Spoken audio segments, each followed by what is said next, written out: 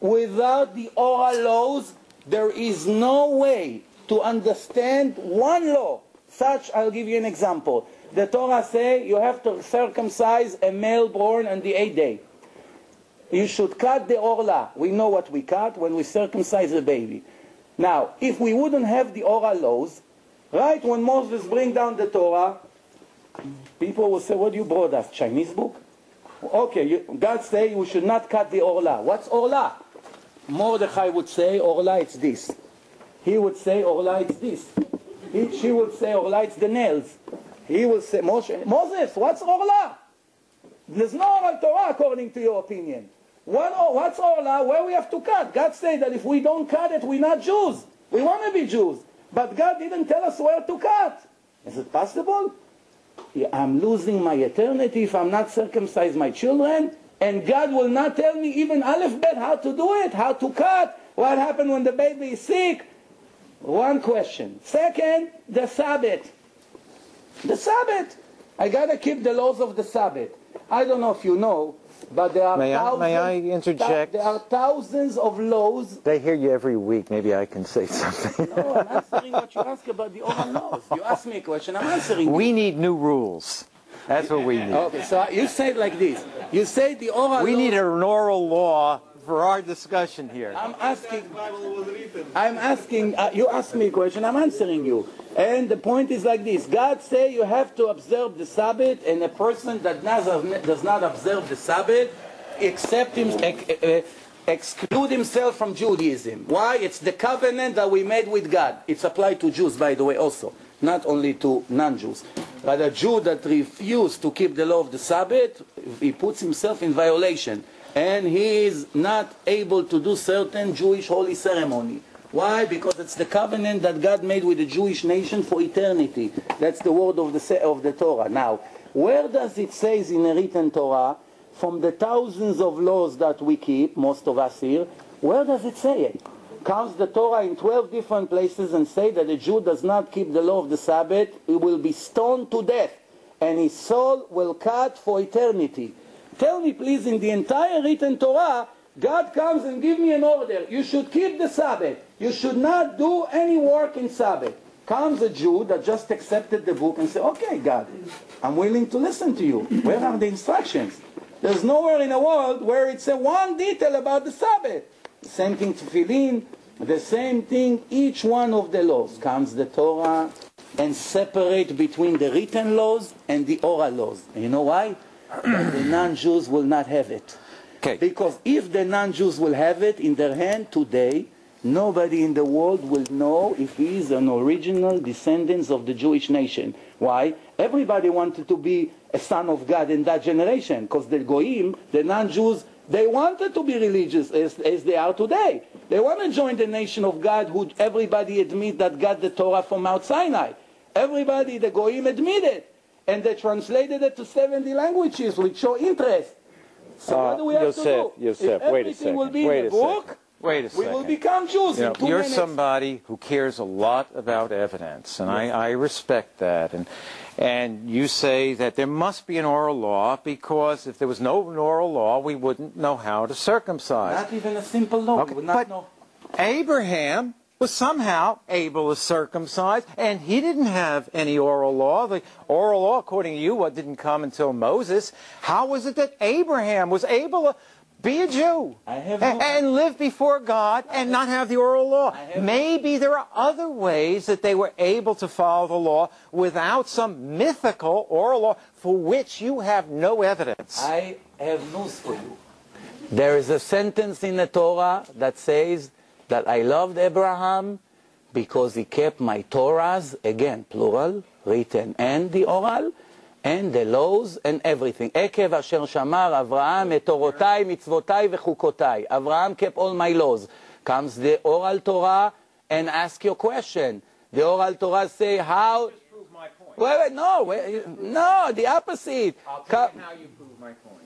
When you said that Abraham kept my Torahs, that proves the point that Torahs are instructions or laws and not two separate bodies, because according to Jewish tradition, there was no oral law until Moses. Who gave who gave Abraham all the instructions, what to do and how to do, before the Torah was published.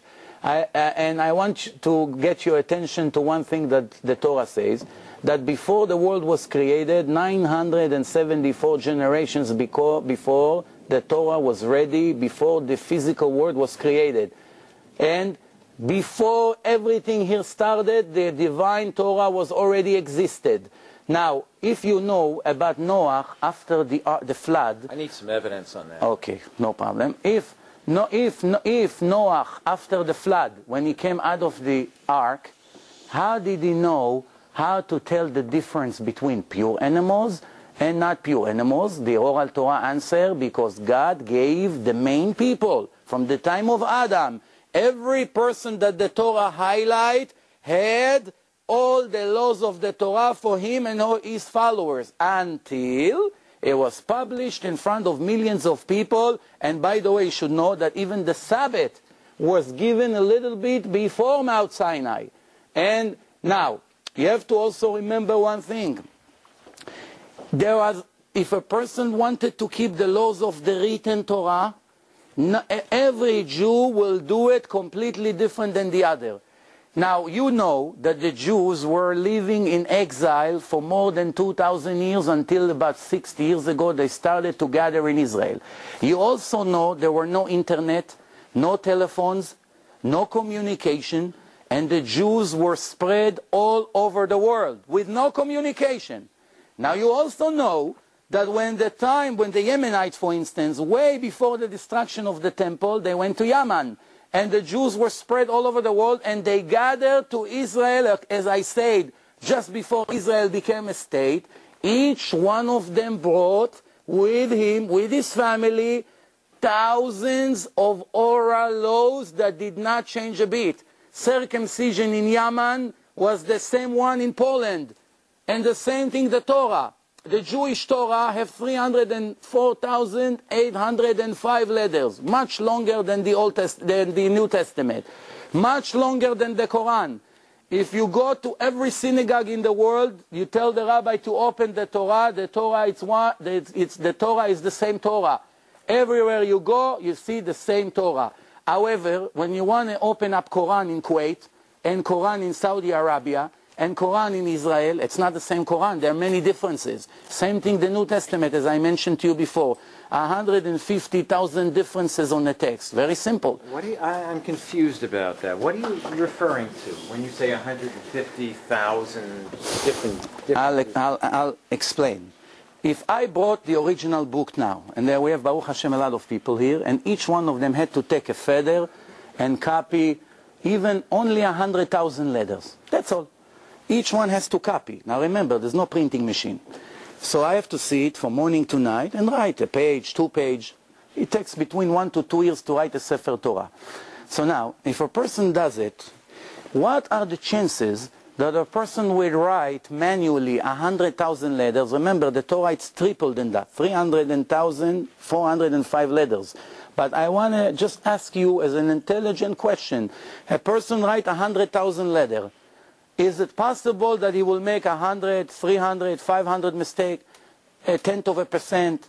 You know what? Let's go to the minimum. 1 letter out of 100,000, it's very normal that a person made a mistake, especially in the Hebrew letters. Why? The Hebrew letters are very similar. The Yud and the Vav, it's exactly the same. The difference is 1 little dot. If the ink spread by a bit, the letter change.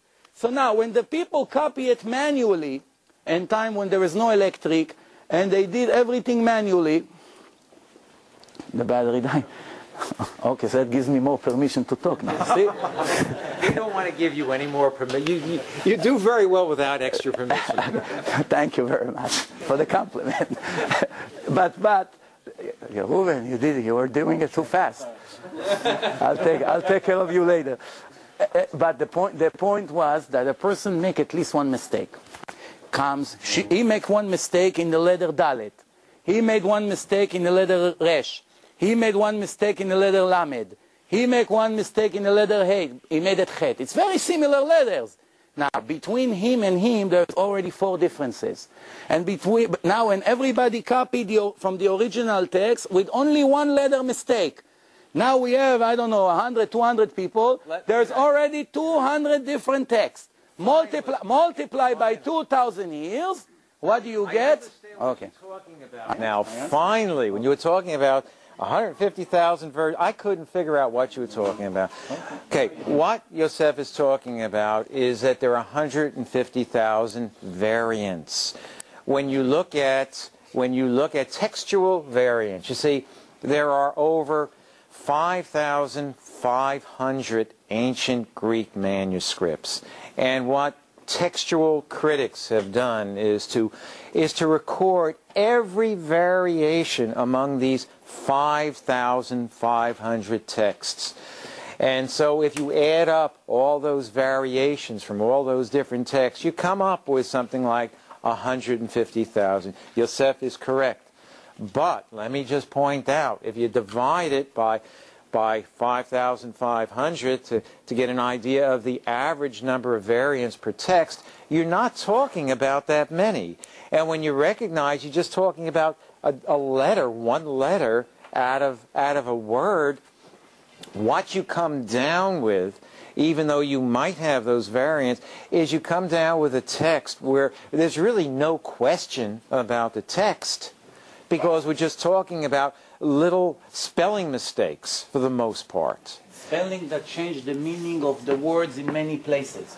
But you see, if we have 5,500, if we have 5,500, the book is not but you divine see, anymore. even if, well, we don't claim that the copies that were made of the originals are divine, but we do claim that originally, the same way with Tanakh, that originally it was all inspired by God. It was all without error. That's the same thing that we claim. And I would agree with you about those number of errors. But if you're talking about the many different words, and I can't tell you how many different words there are in the New Testament, and you're looking at all those different letters, you're really not talking about a whole lot at all when you're talking about 5,500 texts. In fact, the vast majority of textual critics acknowledge that even with these variations, it doesn't change the meaning of the text in any palpable way. Not according to my sources. According to my sources, and I check the sources in Christian sources. Christians wrote, criticals of the New Testament, not Jews. Because if I will bring you from the rabbis, you say, oh, the rabbis wrote what's good for them. And if you want, I will supply you with those sources. Those 150,000 spelling mistakes, as you call them, change in many places names and dates and complete things from the actual story. Now, if we have one diamond that's worth $100 million, and it's 5-carat, 10-carat diamond, and that's an original one, each one of the people here took out of his pocket one diamond and threw it at me, and my original diamond fell and got mixed with all of them. And they're all an exact copy of the original one, but they're all Russian fake diamonds. It's very hard to tell the difference, if you know what I mean. Even experts sometimes cannot get fooled by it. Now, it's a fact that one of them is an original diamond. It's worth fortune. Since it got mixed with 150,000 diamonds, even if one of them was really given by God, it's worthless because it got lost. Go find it now. So that's what I'm trying to... Wait. But you're not letting me finish. I'm just about to finish. You cut me. One more sentence. The point is like this. If a book is divine, just that you know, in Torah, if you take a Sefer Torah, when you take it out, everyone rise. If it falls on the floor, people are fasting. We give a lot of respect. It's the book of God. And I'm sure you would rise also as respect to God as giving the Old Testament. But if one letter is missing, it lost all its holiness. If I take a Torah from here and put it in a suitcase and send it with El Al to Israel, believe me, you lost all your friends. Threw the Torah, they threw it in the luggage. But if I had missing letters in it, it lost its value. Why? If it's divine, it must be perfect. If it's 99.9, it's not divine. It's human. Find me the original New Testament. Can you point to that? None of us have the original manuscript. We don't have the original Mosaic manuscript. Sure we do. No, we don't. Sure we do. The oldest text that we have are the Dead Sea Scrolls. We do not have anything older than the Dead Sea Incorrect. Scrolls. Not true. Incorrect. Well, I can point out a lot of rabbinic scholars who would challenge you on that, and not only challenge you, but they would also say Moses didn't even exist, let alone write it.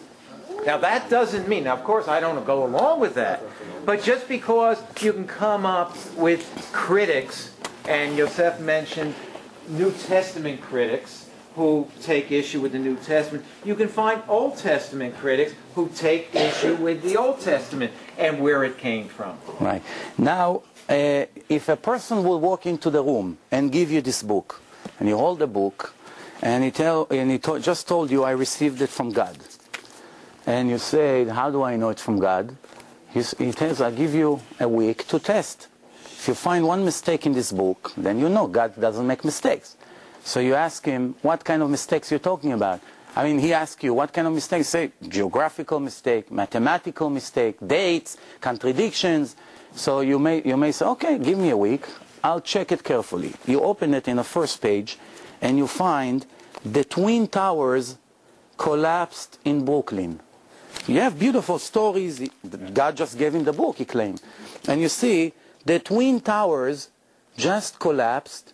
They give you a date. Maybe the date is correct, whatever. It's irrelevant right now. It collapsed in Brooklyn. You, as an intelligent person, and I'm sure you are, I saw it. So I want to ask you a question, but give me an honest answer. Would you waste another second, continue to review the rest of the book, or you feel it's a waste of time? It just told you it's from God. And inside it said the Twin Towers collapsed in Brooklyn. Please answer this. Would you waste a minute after that, or you go to more valuable things to do? Shh. You want my answer? An honest answer, please. And you won't cut me off. No, I'm waiting. If I found, I have to admit, if I found in the New Testament that there were contradictions that couldn't be explained, say, from copyist errors or something of that matter, it would seriously undermine my belief in the New Testament. But let me just add this, that I acknowledge, huh? You were afraid I would add something. No, in America there's always a but. But that's, things are nuanced. You need buts. That's why they put that in the language. Buts are important. Take the time for your but. Kadila, let's go. But what if I find such incredible wisdom in the New Testament? What if, through a relationship with Christ, I find that through this relationship and through His wisdom, I'm miraculously changed? What if? Wait, let me. You said you wouldn't. Wait a second. You said you wouldn't interrupt me. Let me finish. Let me finish. I've been. This person, he doesn't know. I mean, we're talking somebody right now came from the street. Please. Must I follow your rules exactly? Do I have not a little bit of room to answer it the way that I can? Give you permission to follow. Go. You see, one reason, and I appreciate the fact that Yosef talks about evidence. Thank you.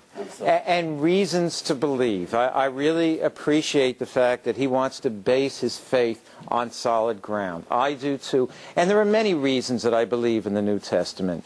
One reason I believe in the New Testament is a personal reason.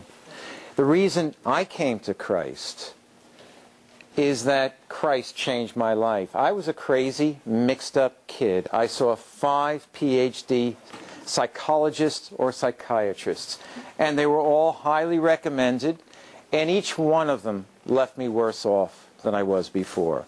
I have been following Christ now for 31 years, and it's only been getting better. And the more I study the Word, and also the Old Testament too, the more I study that, the more I see such wonders in wisdom and understanding. Wisdom that can only come from a divine source. You know that does somebody have questions? Because you're probably getting bored just listening to the two of us. Anybody here is bored? No. Wait. you know that what you just said, it's not a scientific proof, because Muslims can swear that Quran makes their life so much better, and Hindus and all other cults. So that's really not an indication that shows that religion is true. But going back to my question that I asked you, thank you for your honest answer. So obviously a normal human being with common sense, not a genius, a normal human being, you don't have to be extra smart. If a person will claim that this book is from God, and I opened it and I saw in one page that the Twin Towers collapsed in Brooklyn, I tell him, my friend, I gave you your chance, you lost it. You blew it. Thank you very much, I'm a busy person. Fair? I gave him the chance. I took a week, I reviewed the book. I got lucky. After an hour, I found that mistake. Please explain me. One question. Not a whole. I am limited in paper. Go ahead. Go ahead. Ask me one question. All right. Go ahead. Go ahead. No. Please. Me or you? Me, yeah. No. Yeah. I mean. Yeah. Please explain me. How does it say in the New Testament that the cave of Abraham, Isaac, and Jacob is in the city of Nablus, when every person in the world that knows a little bit Israel and knew Israel for the past generations know that the cave of Abraham, Isaac, and Jacob is in the city of Hebron? How can it be such mistake in a divine book? God, yes, here you go, here you go. It says like this. In the New Testament, where is it at, so I can find it? It says here, it says Jacob was very... Where in the New Testament, though? I don't have, in this particular time, I don't have the source. Wait. I can't answer a question where I can't find the reference. No, in most of the places that I caught him, I wrote the sources. And this particular one, I don't have the source, but I will prove you that it exists. I mean, we read it. Okay.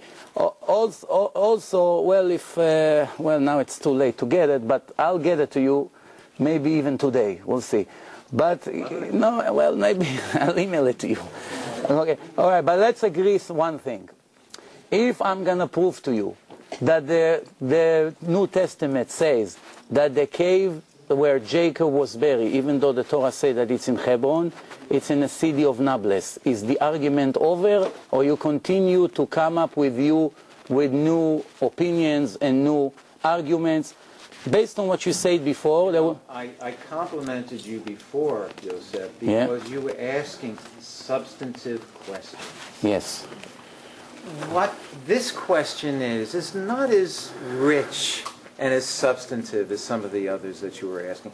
I really don't know what to say about that, and until you find the reference from me, I really don't know how to answer you. Okay, but I'm repeating my question. If I will find you the source and show you where it is, I have it in my house. It's just a matter of an hour. You'll have it in an email when I get home.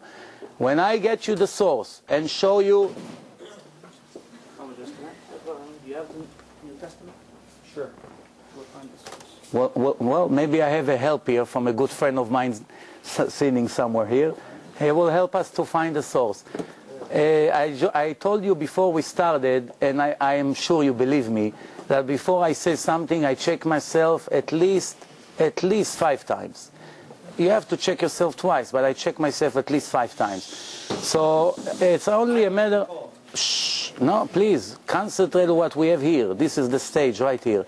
So please, if I'm repeating my question to you, because it's a matter of moments or matter of hours. If I show you that the New Testament, which you claim God gave it, and have such a geographical mistake that it's obviously impossible that God doesn't know where the New Testament, when the cave is this the end of the argument, or we're going to have to continue to prove? That's my question to you. At first I said I wasn't going to ask you, but you make such a persuasive case for an answer. I will try to answer. Now, it's probably not going to be the type of answer you like, but I don't know if I can satisfy you on this. But the reason that we believe in something or we don't believe in something, it usually doesn't hinge on a simple little word or a simple little fact. if I find so many reasons to believe in the New Testament, if I believe in the miracles, if I believe, and I think a much more meaningful thing to pursue would be the prophecies of Jesus, about the many prophecies that show that Jesus would actually, or the Messiah would die for the sins of the people. In Isaiah 53, talks about all we like sheep have gone astray, but God laid upon him the sins of us all. And it talks about him being a burnt offering. There are many such prophecies. In fact, in Zechariah, now this has good news and this is bad news, because in Zechariah 12:10 it talks about how God is going to pour upon Israel in the end a spirit of grace and a spirit of supplication where they will call out to God. And it says about that they will look upon him whom they have pierced, and they will mourn for me. And at that time it goes on to say how a fountain of forgiveness and cleansing will be opened in the midst of Jerusalem for the Jewish people. And of course, you know, what this is saying is if you're really a sincere Christian, you've got to love the Jewish people, because you recognize that we will all be brothers someday.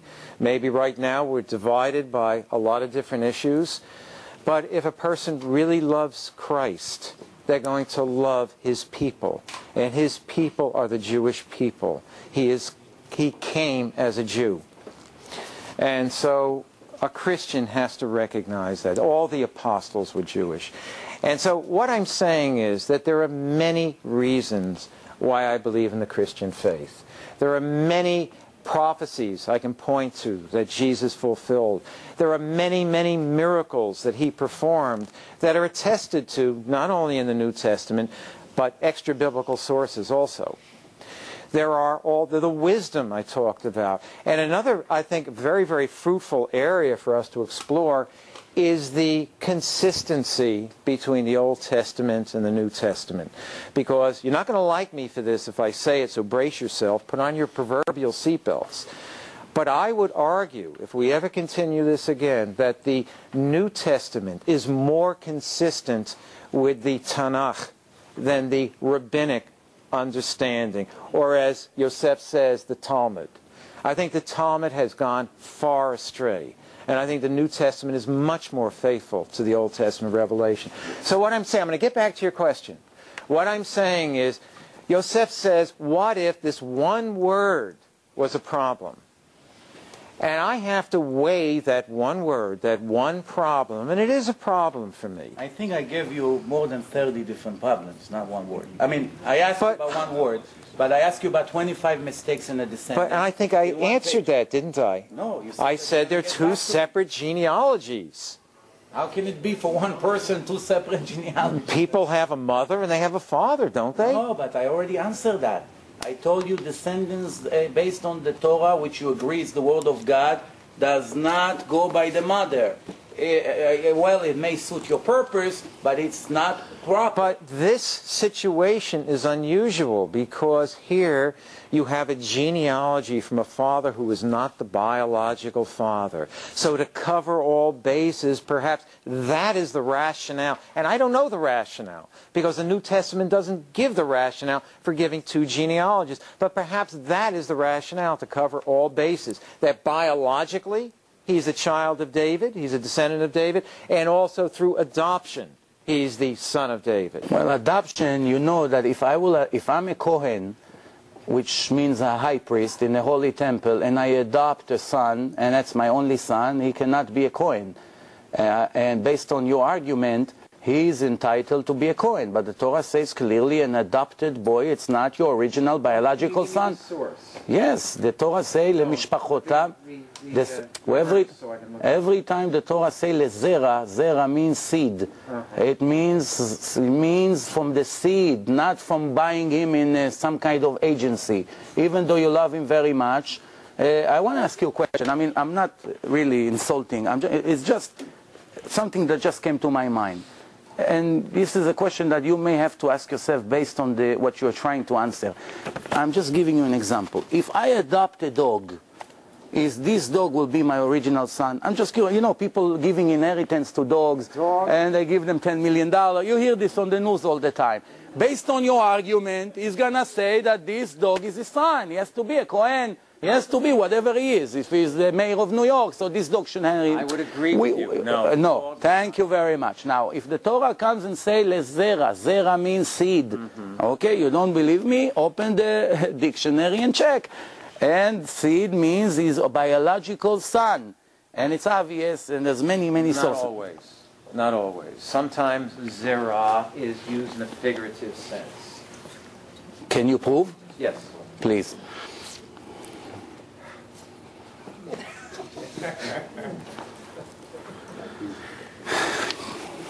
Can I ask you a question? Maybe you help me with that, because I'm not such an expert with the New Testament sources. What does it mean?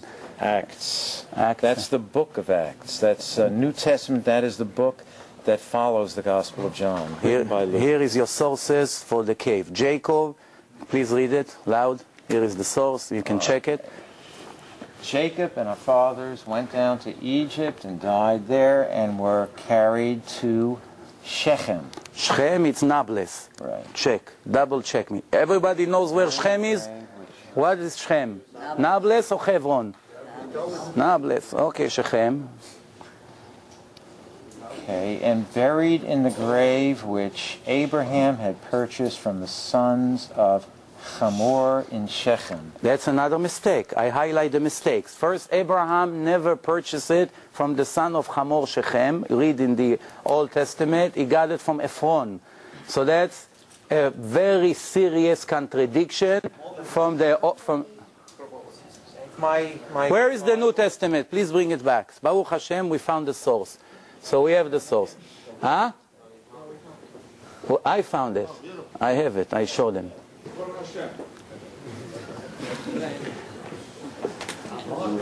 I told you it's going to take minutes. You didn't believe me. Good. You have an advantage there. Nah, it's a home court advantage. Look at the crowd. You got everything. The next thing they're going to have flags here, you know. But actually, I'm willing to... I'm actually, by the way, to make it 100% fair, I'm willing to come to your home court and argue the same things with you in front of the Christian crowd. I don't have a home court. Whatever. Well, we will make you one. So, I give you the sources. By the way... I'll have to look. Okay, I'll give you another thing. If we already meant... Yes, please, copy everything. By the way, you see that I have a full of list of contradictions, which we didn't even discuss this. But we'll leave it for another time.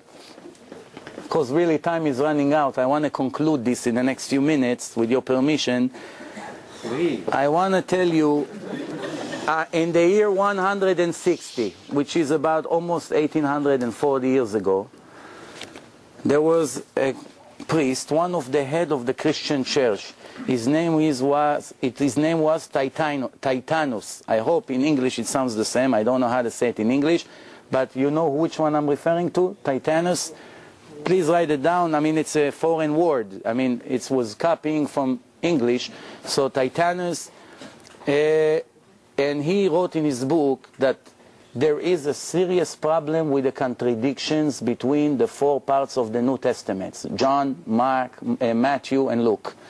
And because of that, he offered the Christian church to modify and make a book and compromise. Since we have so many different problems, we cannot answer our crowd, how is it possible there's so many mistakes in almost every chapter?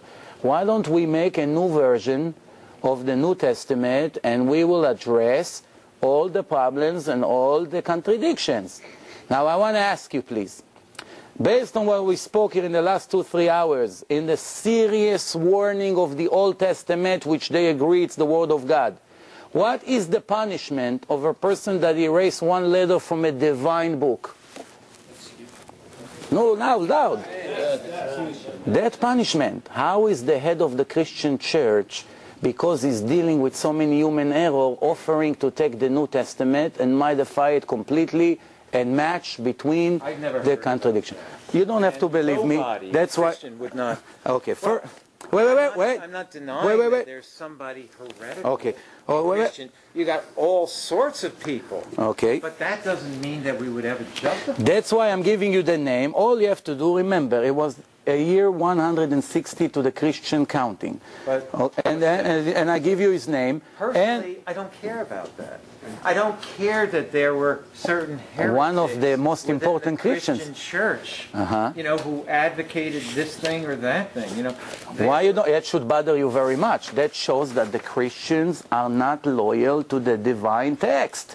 They do whatever they want with that, But you see- based on their but needs. you see, there are Jews who convert to Christianity too. Does that Is that? invalidate Judaism? I want to ask you a question. Is that a proof of something? I will tell you that today there is inflation with ignorant Jews, unfortunately, that never learned Judaism because of the exile condition, because of money problems, money issues. It's very expensive to get Jewish education. Someone like you, which is educated and intelligent and have some knowledge, can take any ignorant Jew from the street and in 20 minutes make him believe anything you want, I promise you. I have news for you. In many flights that I took to places in the world, sometimes in the airport, not always, but sometimes I met priests. And he saw me with the yarmulke, and they come and they initiate conversation, and I promise you, and that's not a lie, everyone who sat with me, the maximum he sat next to me was 15 minutes. After 15 minutes, he ran away that I will not see him by mistake. Why? When I started to shoot the list of the questions that I had, as a matter of fact, I'll tell you a story that just happened. About eight years ago, it was the Sabbath, and unfortunately it was the Sabbath because at that time I used to film all the seminars that we're making. We had a seminar in New Jersey with a very important Jew from Mexico. His name is Dr. Betesh. And Dr. Betesh said, while giving an example, a comparison between Judaism to other religions, he said, everyone who wants to bring a priest or any Christian educated person to argue, I'm open to suggestion at any time, any place. Guess what? There was a little Persian 7-year-old kid at that seminar, 7 years old. He thought it's going to be a nice challenge. He walked in a hotel and he found a priest, a pastor from New Jersey. I looked at his card. He had about 7 or 8 different titles. And I understood he had a large crowd. They had also a seminar there. So he invited him to the argument. And this is an important pastor. He later himself said that he was a pilot in Vietnam. He told his life story. And based on that conversation that we had over there, I wish I could film it, but I couldn't do it because it was the Sabbath. He asked him about 4 or 5 issues, not 30, 50 that we dealt with tonight. Well, the whole conversation was maybe 40 minutes. And then this was the reaction of the priest. May God be my witness. He hold his head like this, and he say, "Oh my gosh, my mother will kill me when she find out I converted to Judaism." That was his answer. Yes, I'm serious. Wait. Let me finish the story. Wait. You're giving me... They're ignorant Christians. I agree. You've already admitted. I gave you a pastor. Jews. A pastor. So what does that A prove? pastor, not an ignorant Christian. You're an ignorant pastor. Okay, all right, you answer my question. Me to come back All right, okay. If you think I'm about to convert, you're mistaken. You still did not answer the last question that I asked you. You stopped. You never gave me a chance. I did. You answered, but not to the point. You told me that if a person will come with a book, before I told you about the cave of Jacob, before I found you the source, I asked you, if a person will show you that the Twin Towers collapsed in Brooklyn, is that an indication that this book can be given by God? You hesitated, but in the end you say, well, that will be the end of this book for me. Now, when I show you the source, you contradicted yourself completely. Well, let me explain. Let me explain. Do you think I can dig myself out of this hole now? I don't know. You got me pretty deep there. The distinction that I wish to make is if there is no way to reconcile this mistake with what I believe the origin of the New Testament to be, then I've got a problem. But as with this case of Shechem, I do believe that there is a way to reconcile. I might not know right now, but I do believe there's an explanation. And also, what I try to explain is that there are so many compelling reasons to believe that the New Testament is God-breathed, along with the Old Testament. There's so many that I am mandated by logic and reason itself to believe that there must be some way to reconcile these disparate elements. I don't think that's a contradiction. Tell me, please. I have to study that first. Okay. I don't know how to answer it. We said it in the beginning. But again, Please. just think of your wife. If your wife has been faithful to you for 50 years, and somebody brings you a report and says that in some way she was unfaithful, are you going to believe that report in light of 50 years of proven faithfulness? It's the same way with me in the New Testament, and the same way a Christian. If it has proved itself to me in so many different ways, if the writers have proved themselves, you ask the question, who would believe? It's easy for people to believe the New Testament because proof, but that's not the proper word to use. well, let me talk. To you anything. Well, please give me a chance. Give me a chance. What you said was there was every reason in the world for people to believe in Christianity. It's so easy. It took away the law. Why wouldn't people believe in it?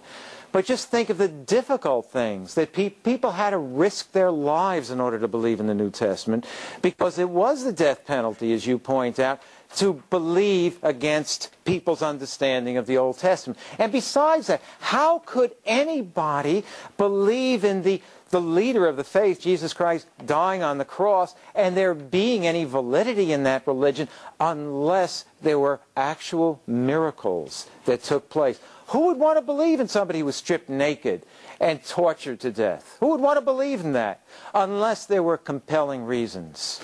So I would assert there are many, many compelling reasons. The reasons and proofs are complete two different things. There are many, many reasons why so many people in the world doing foolish things. The fact that 60% of the youth smoke drugs or use LSD or cocaine doesn't mean that my children and your children also have to follow it, because we both agree that it's not the proper life.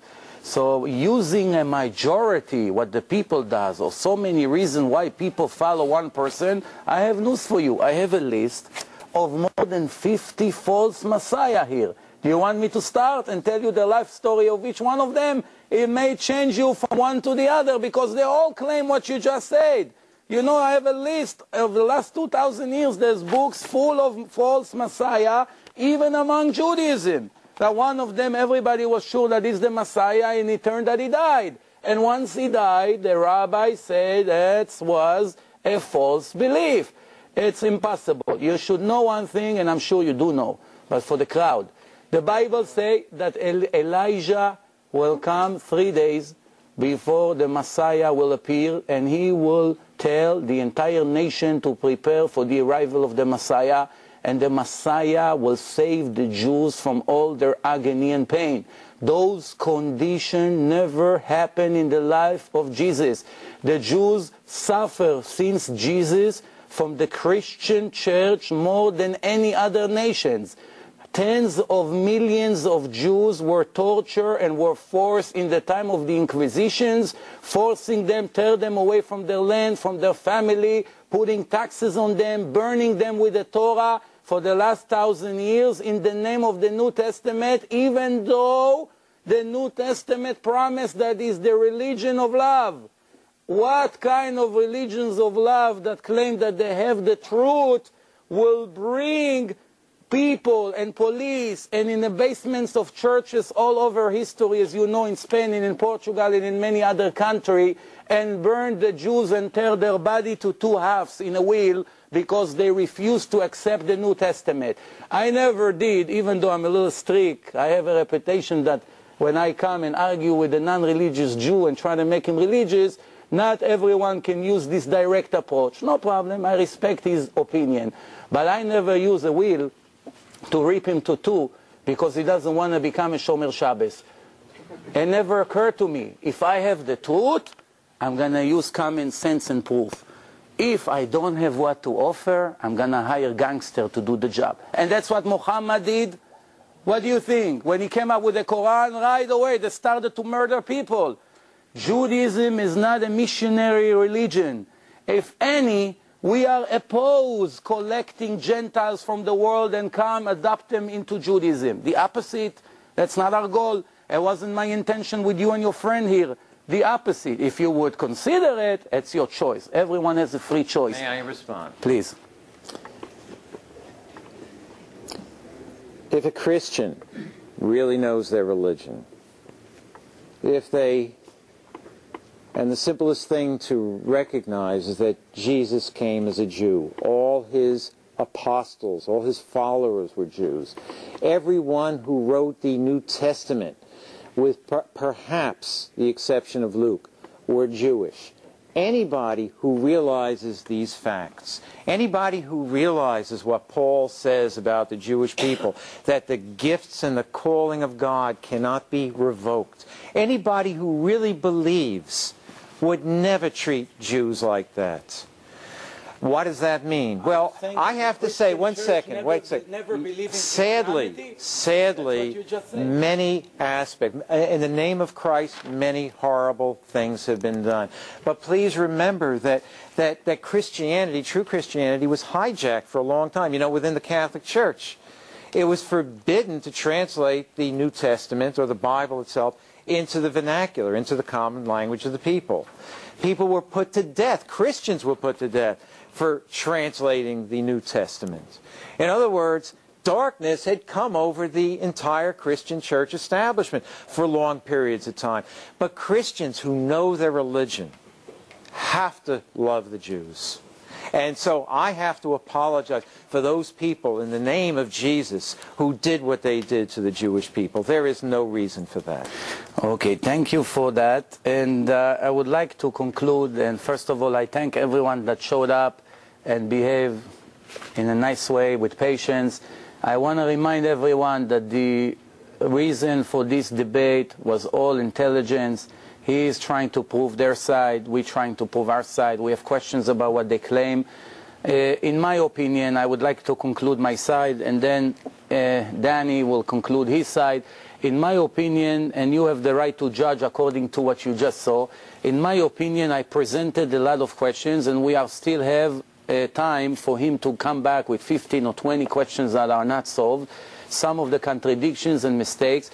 If he will be able to answer them, then it will be maybe a point to re-meet again and hear the answers. But if he's not, for whatever reason, that pastor that I told you from 8 years ago, he said to Dr. Betesh, give me 3 days.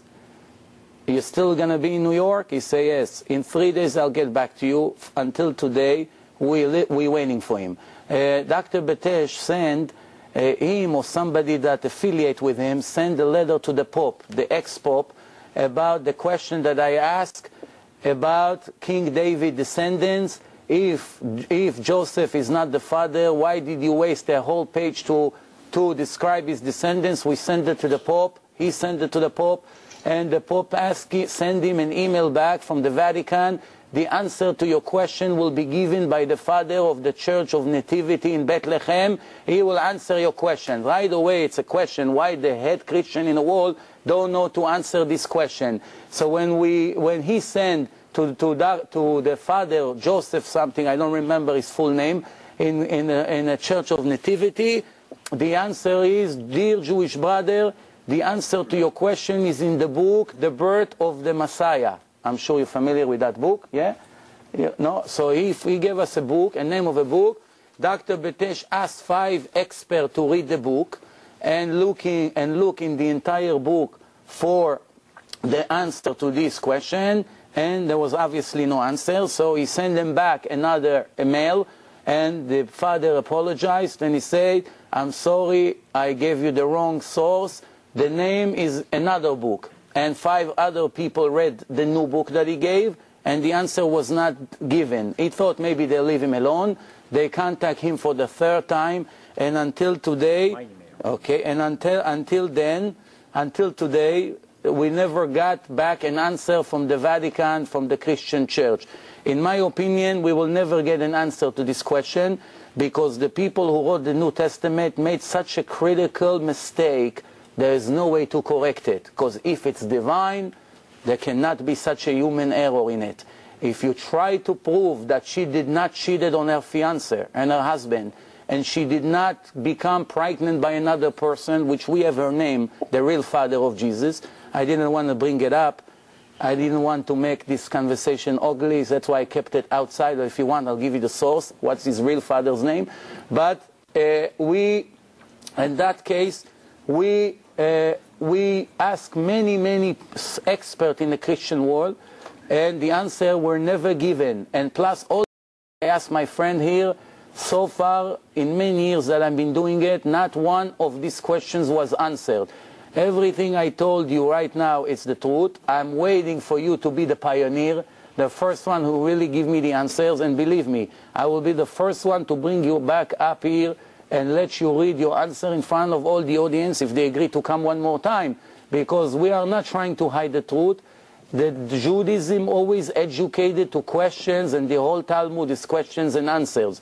And to one last sentence for tonight again, everybody has to remember from the entire question, from the entire arguments, in my opinion, one very important sentence. If it's divine, there cannot be mistakes. The rest of the book can be marvelous, beautiful, copy from the Old Testament, copy from here, copy from there, opinions, beautiful stories, miracles, happened, didn't happen. We don't even want to waste time of challenging the miracles. That's not even the issue here. Because I told you, and Jesus himself admit that making miracles is not an indication of anything. The conclusion that I'm trying to make to Danny and his friend right here is very simple. Divine has to be perfect. One mistake, not 50, not 500. One mistake, one contradiction in a text, 25 mistakes in a descendants, the cave it's in Shechem, 75 people went with Jacob to Egypt, and so forth and so on. The list is huge. I cannot go blinded after my feelings. Feelings means nothing. A lot of people, because of their feelings, they're in jail, they are killed already, their families are broken. The Judaism did not educate to go by your heart, by your feelings. Yes, feelings is important. But when your feelings say that your cousin is stealing from your register, but is from your business, but is your cousin, you don't want to fire him. That's your feelings.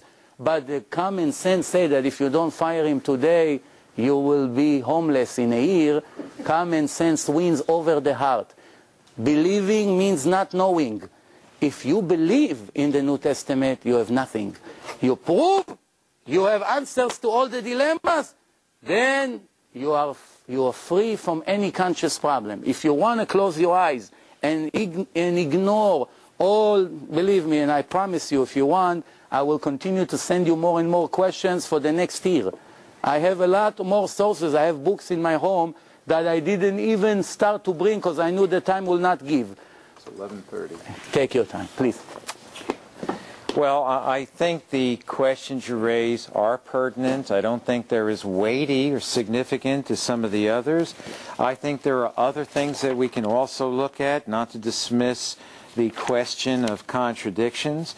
You know, there's the question of how well the New Testament fits in with the Old Testament. And is our Christian understanding more accurate, more in line with the Old Testament than the Talmudic or rabbinic interpretation of Tanakh? For instance, let me just throw out another verse for you, because from a Christian understanding, we are under the New Covenant now, that the Old Covenant has been fulfilled. And we see a lot of evidence for this in Scripture. One piece of evidence I did mention to you before was the fact that nowhere in Scripture does it mention that the Mosaic covenant is eternal. But in fact, there are many indications in Scripture where it is going to pass away. And let me just read you this one verse from Jeremiah 3:14 to 16. And it goes, "Return, O backsliding children, says the Lord, For I am married to you, and I will take you from one city, and two from a family, and I will bring you to Zion, and I will give you shepherds according to my heart, who will feed you with knowledge and understanding. Then it shall come to pass, when you are multiplied and increased in the land, says the Lord, that they will say no more the ark of the covenant of the Lord. And that represents the Mosaic covenant, doesn't it? It shall not come to mind, nor shall they remember it, nor shall they visit it, nor shall it be made any more. There are many indications that the Mosaic covenant is going to be replaced by a new covenant, which is termed everlasting. And that's what you have to deal with. You have to deal with the question of, has the Messiah come? And what is the evidence that the Messiah has come? I haven't talked about the New Testament evidence, and purposely, because you're interested in the Old Testament evidence. So I've been trying to give you evidence from the Old Testament. There's a lot of indications in the Old Testament that Israel is not going to succeed in earning their righteousness under the Mosaic covenant, that there would have to be a change. For instance, the Jewish people are often called stiff-necked people. Now, I'm not putting the Jewish people down. I happen to be Jewish myself. Talks about them being a stiff-necked people. What would change it? Well, the new covenant entail a change of heart, that God would come to the people in conjunction with the Messiah and take that hard heart and replace it with a soft heart, and he would cause the people to always follow him. There had to be a change, and that change would deal with not only a change in who we are, but a change in the priesthood too. Remember that Moses promised the people that it wouldn't just be the Levites who were priests. He promised that there would be a whole nation of priests. And you see, here's the bad news again. You will be a nation of priests, but the bad news is you're going to be stuck with us. We're going to be with you. We're going to be part of Israel, and we're going to be judging the nations along with you. So you might as well get used to that idea, because it's not only in the New Testament, it's also in your Old Testament. One last thing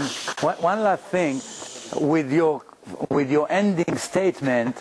You just erased all the questions that I gave you from the prophets that showed that all the signs that the prophets gave that what happened in the time of Messiah, not even one of them happened in the life of Jesus. You put everything aside, like we did not discuss for the last 2 hours. I asked you about the peace. I asked you about, I asked you about all the Jews going back to the land and building the third. There's so many prophecies, not even one of them happened in his life.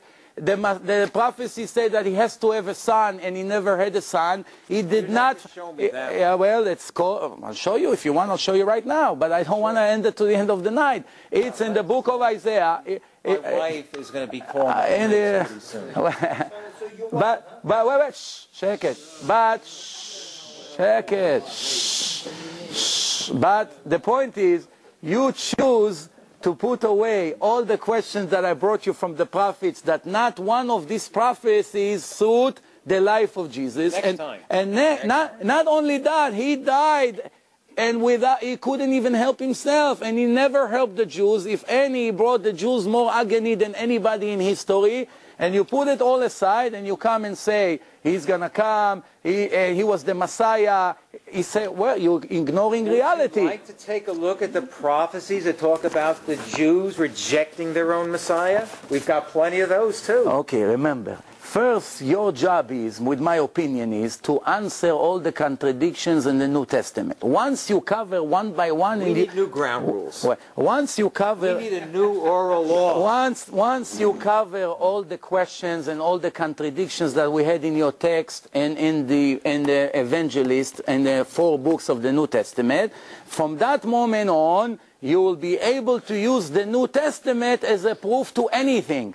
Right now, you are not authorized to use the New Testament as a proof when there are so many open issues. you first has to cover those issues. And purposely, I haven't used it. You're the one who's been going to the New Testament. I have just been talking from Tanakh. You have to agree with me that I did not limit you to anything you wanted to say. I didn't tell you before the conversation, do not use this or do not use that. The opposite. I encourage you. I told you I have questions to you, and then you want to say whatever you want. I'm open to all your questions, but you have to be, I'm sure you're honest, but it's hard to admit, even to greater people than us.